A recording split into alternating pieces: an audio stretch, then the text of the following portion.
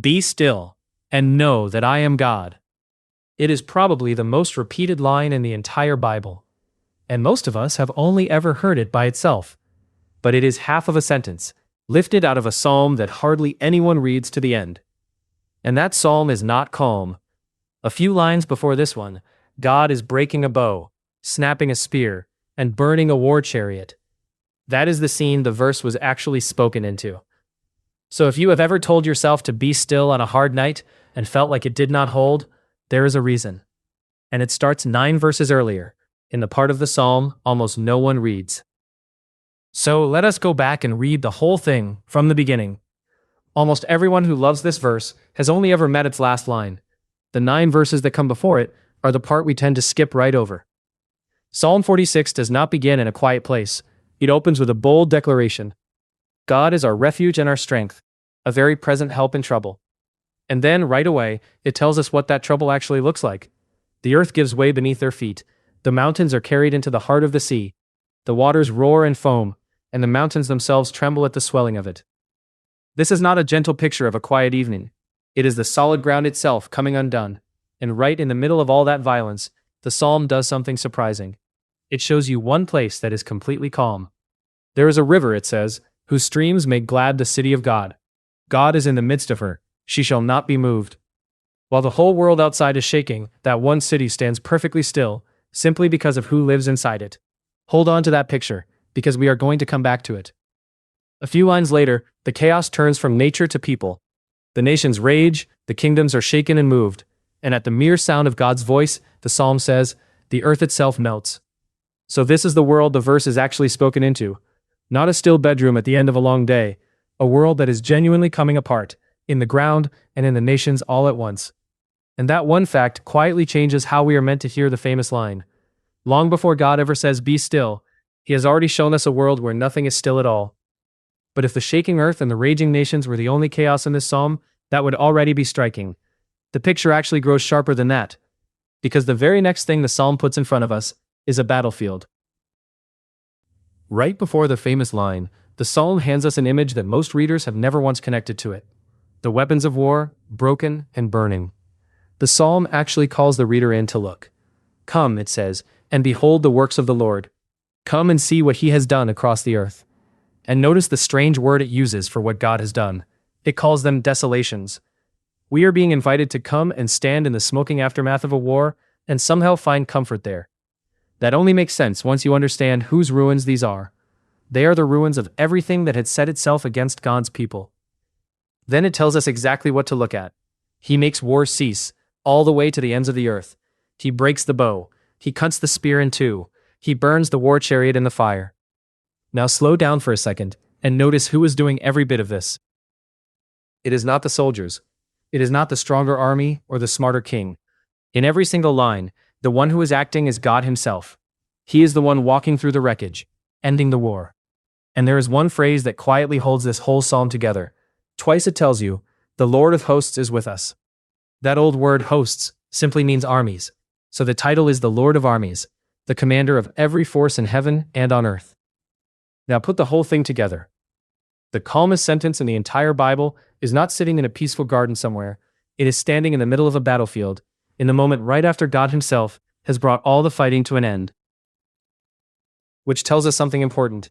The command that comes next simply cannot mean the soft, gentle thing we always assumed it did.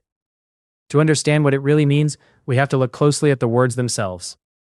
When we hear the words, be still, we hear a feeling that we are supposed to somehow produce. Calm down, relax, slow your breathing. But that is not quite what the command is asking for. The word that gets translated be still carries a very different sense. It means something much closer to let go. Loosen your grip. Stop straining and stop struggling. In fact, if you open certain trusted translations of the Bible, you will not find the words be still at all. You will find the verse written as cease striving. Sit with that difference for a moment, because it changes everything. This is far less an instruction to feel a particular way, and much more an instruction to stop doing something. Stop grasping. Stop fighting so hard to hold on to control. And if you think about it, that is already an enormous relief, because no one can simply manufacture calm on command.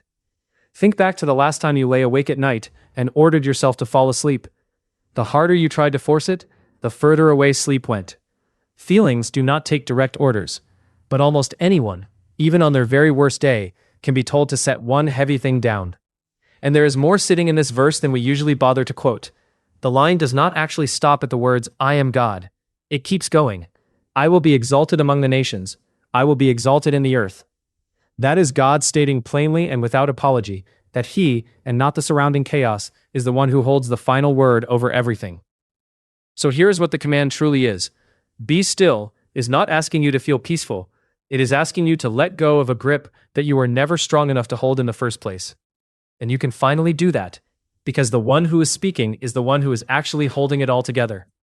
But of course, that raises the real question. The question that almost every version of this verse quietly leaves hanging in the air. How are you actually supposed to let go when every single thing inside you is screaming to hold on?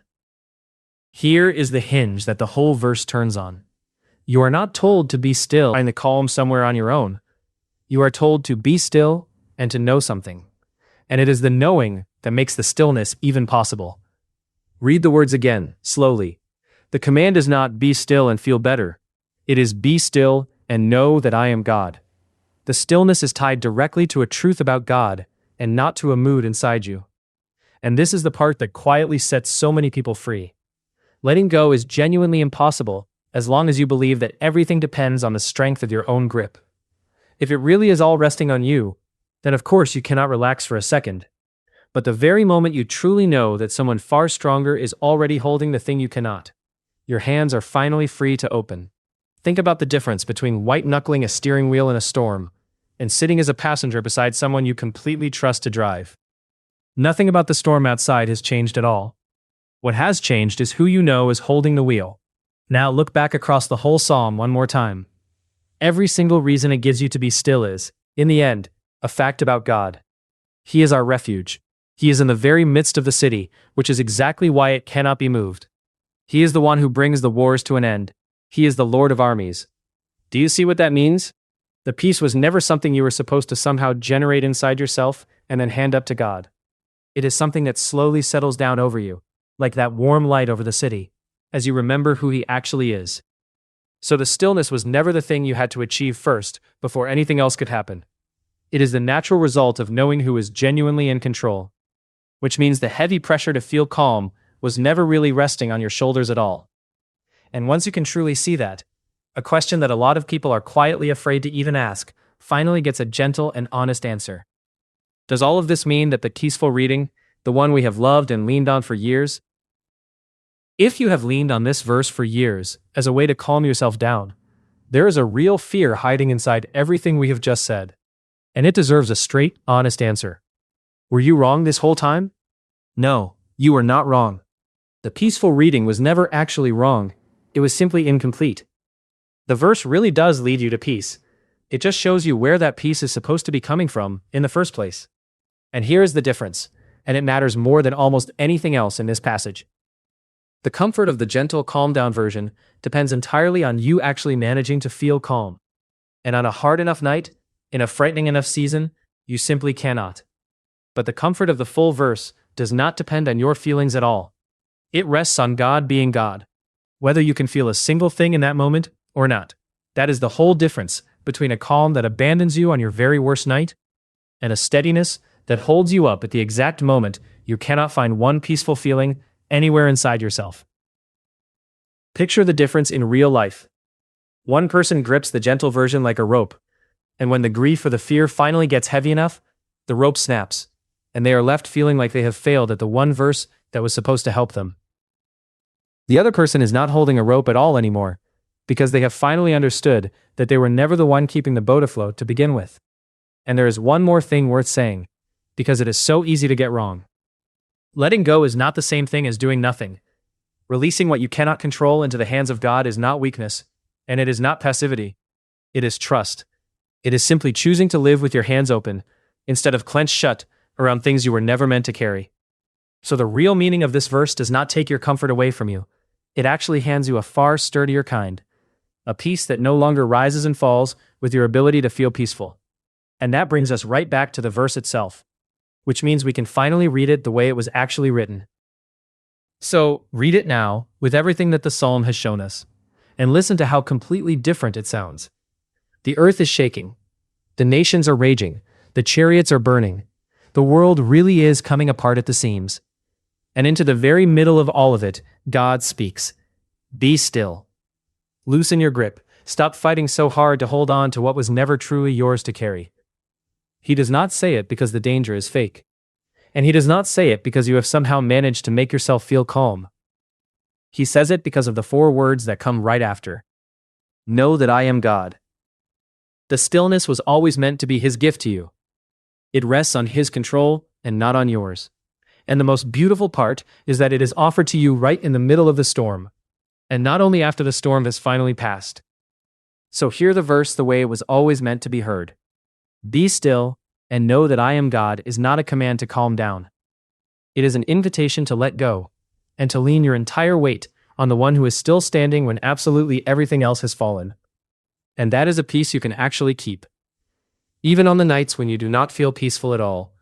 That is the verse.